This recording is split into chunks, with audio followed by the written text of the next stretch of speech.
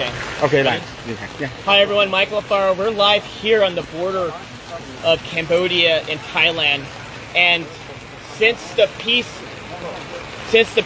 agreement was reached, the ceasefire, Thailand has continuing to insult President Trump by violating the peace agreement by putting up barbed wire fence and invading the peaceful people that live in this village. And you have to come with me to see this. Look over here. Look at all these innocent people, these children. Hello. Look at these children here. These children want peace. These children deserve peace. The Thai forces are saying that Cambodians are a threat. The Thai forces are saying that they feel the Thai forces did. Wait until President Trump sees it. Thailand, just wait. You think you're the boss? Wait till the President of the United States finds out exactly what happens on the border. And what did they do? They came here to this village. They built this wall here, the barbed wire fence entire, with guns facing downrange at these young, poor people that are just living outside in the rebels. Thousands of them have now been displaced. Their homes have been taken away. Their schools have been like this before. I was there when the Box withdrawal of Afghanistan, pulling the Americans out, when the fall of Kabul happened. I saw threats. What you see here in Cambodia is not a threat. You see love, you see compassion, you see people, you see a community, you see a country that chooses peace before war. And what Thailand is doing right now is not just a violation of the Paris Peace Accords, it's a violation of President Trump's call to ceasefire.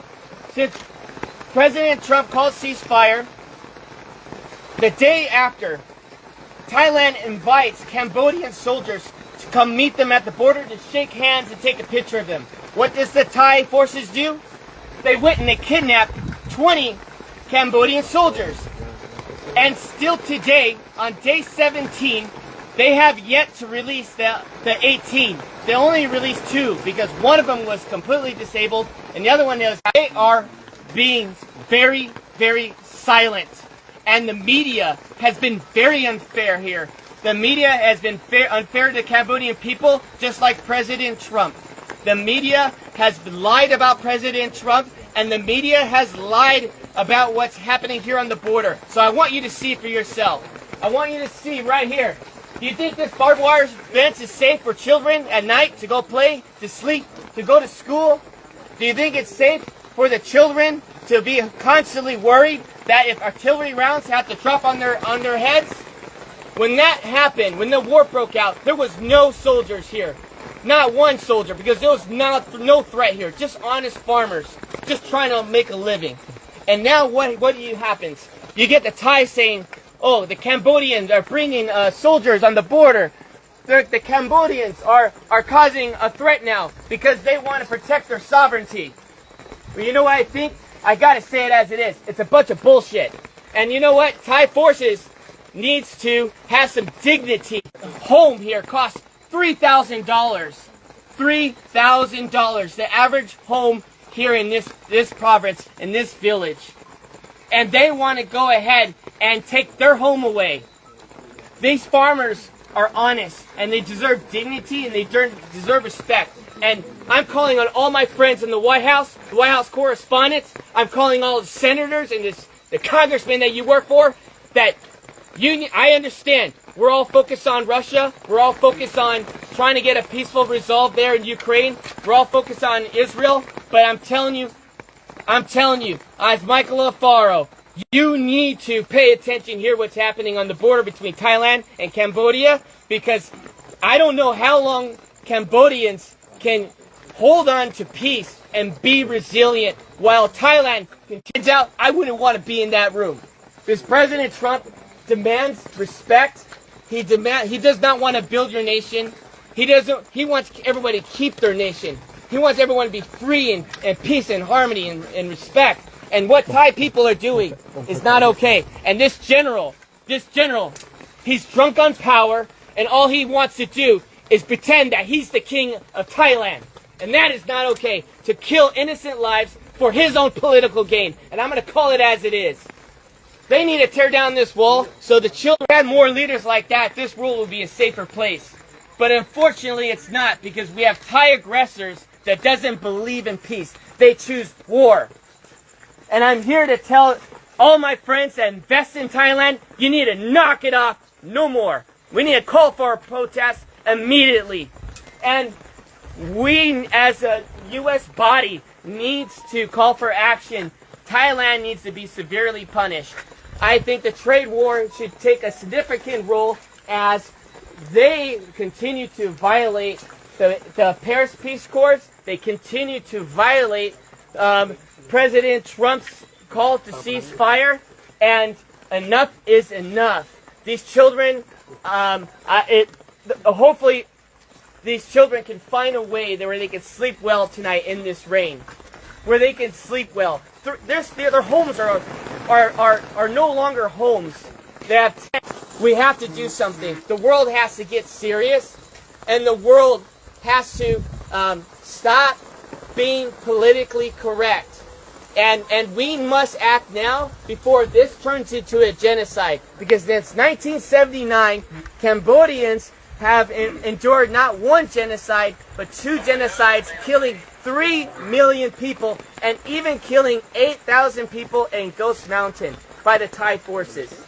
And so I'm asking all of you friends, family, Facebook, share this message and let them know that Michael Alfaro is not okay with this, and I know all my friends are not okay with this. This is the most inhumane thing I've ever seen. And I'm going to continue to investigate. I'm going to continue to see in my own eyes to protect your country by dropping a bomb on a Buddhist temple. Where was the threat? Was there a soldier in the area? Was there children playing with guns? But where's the threat? There was no threat. The evidence is on you. And you know what? If you say there is no evidence, well, I'm calling on Elon Musk right now. Pull the satellite imagery. Pull up the satellite imagery that shows that Cambodians were just one day, a threat to Thailand. I guarantee you there's no evidence that exists. There's no evidence that exists. Because if there was, it would have been shown. And so what happened when the bombs were dropped, schools were destroyed, temples were destroyed, people had been displaced out of their homes. What happened was the crimes against humanity. We are not only just going to interview the 18 prisoners, you need to immediately release them.